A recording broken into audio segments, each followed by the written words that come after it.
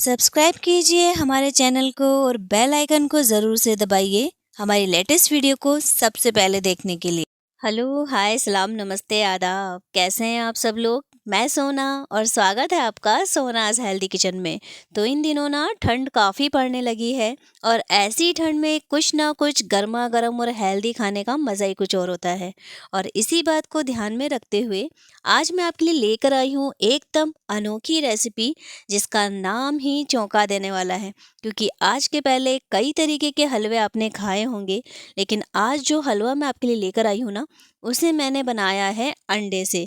जी हाँ, ये है अंडे का हलवा, एकदम परफेक्ट दानेदार, बहुत ही सुपर्ब डिलीशियस हलवा, वो भी एकदम परफेक्ट मेजरमेंट के साथ में। अगर इसकी एक एक स्टेप को मेरे बताए तरीके से आपने फॉलो किया ना, तो आप एक ही बार में इस टेस्टी हलवे को बना पाएंगे। तो आइए बिना देर किए इस सुपर्ब डिलीशियस हलवे को बनाना स्टार्ट करते हैं।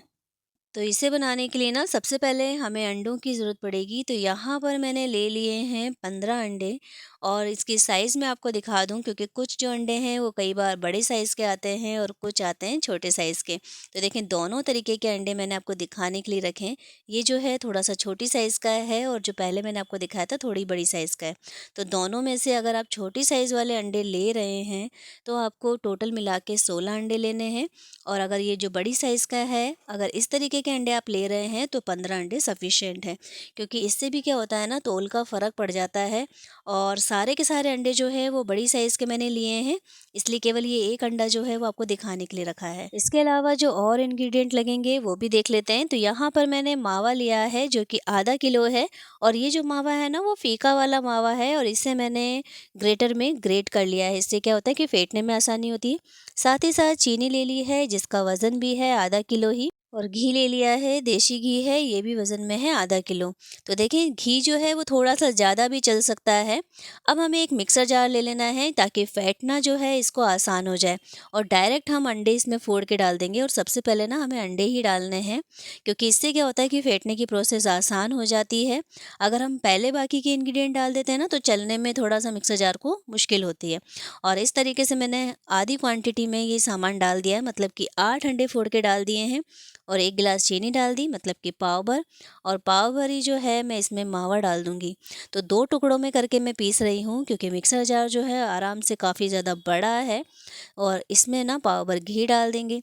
तो तीनों चारों सामान एक ही साथ डाल दिए हैं। अगर मिक्सर जार छोटा है तो आप 2 से 3 टुकड़ों में करके भी इसे फेंट सकते हैं। और इस तरीके से मैंने इसे लगा लिया है और इसे हम एकदम हाई स्पीड पे पीसेंगे। और एक बार मैं आपको दिखा देती हूँ कि किस तरीके से हमें लगाना है। तो पहले अंडे की लेयर है, उसके बाद में चीनी डाली है, फिर मावा और लास्ट में घी।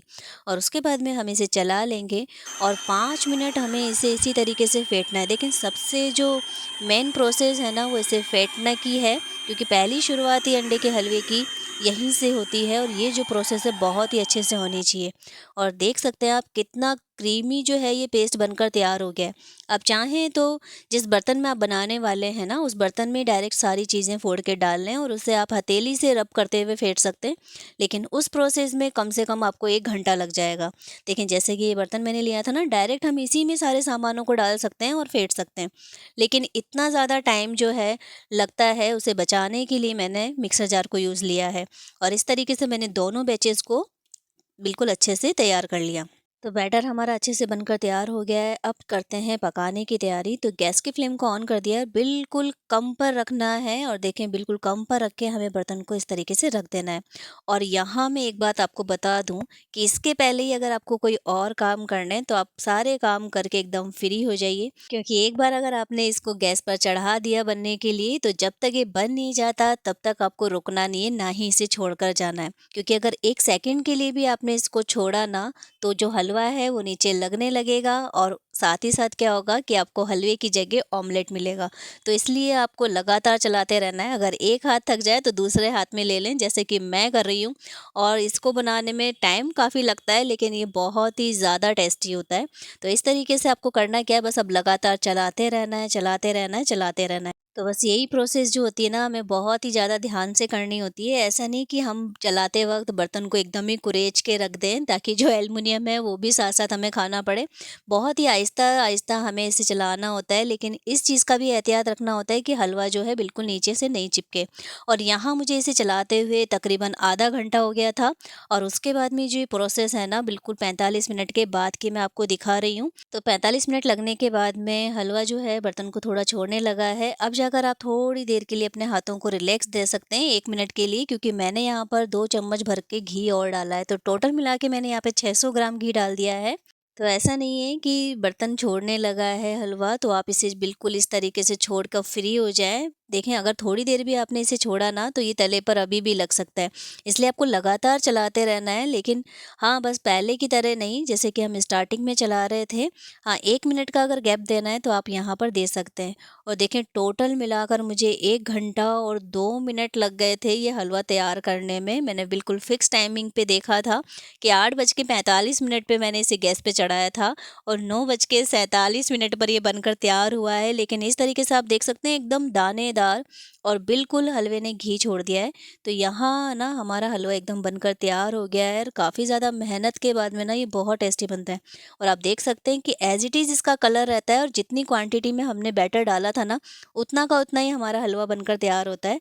तो अब हम इसे गरमा-गरम ही प्लेट में लगा लेते हैं। बहुत ही ज़्यादा डिलीशियस होता है ये हलवा, बिल्कुल जैसा इसका कलर स्टार्टिंग में रहता है वैसा का वैसा लास्ट तक रहता है, बशर्ते आप इसे लगातार चलाते रहें तो। और तभी जाकर ये दानेदार बनता है। देखें, इस तरीके से ना एक-एक दाना खिला-खिला बनता है। अगर आप इसे छोड़-छोड़ कर बनाते हैं, बिल्कुल अगर रेस्ट देकर बनाते हैं अपने हाथों को, तो आप इस तरीके का रिज़ल्ट नहीं पा सकते जैसा कि रिज़ल्ट ये अभी तैयार हुआ है। तो इस सारी चीज़ों को ध्यान में रखते हुए, एक-एक स्टेप को फ़ॉलो करते हुए आप इस टेस्टी से हलवे को बनाकर तैयार कर सकते हैं। और यकीन मानिए, इसे आप 15 से 20 दिन तक भी स्टोर करके रख सकते हैं। सर्दियों में बिल्कुल भी ख़राब नहीं होता, और जैसे ही आपको खाना हो वैसे ही आप इसे गरम करें और तुरंत की तुरंत खा लें। तो बहुत ही ज़्यादा मज़ेदार होता है। जैसे कि मूँग का हलवा बना के रखते हैं ना, ठीक वैसे ही ये होता है, स्टोर किया जा सकता है आराम से, और सभी को बहुत ज़्यादा पसंद आएगा। तो आई होप कि आपको रेसिपी पसंद आई होगी। पसंद आई है तो प्लीज़ वीडियो को लाइक करें, ज़्यादा से ज़्यादा शेयर करें, और अब तक अगर आपने चैनल को सब्सक्राइब नहीं किया है तो आपके अपने चैनल सोनाज़ हेल्दी किचन को सब्सक्राइब करें। बेल आइकन को ज़रूर से दबा दें ताकि मेरी न्यू वीडियो का नोटिफिकेशन आपको सबसे पहले मिल सके। और दुआ में याद रखें। Thank you.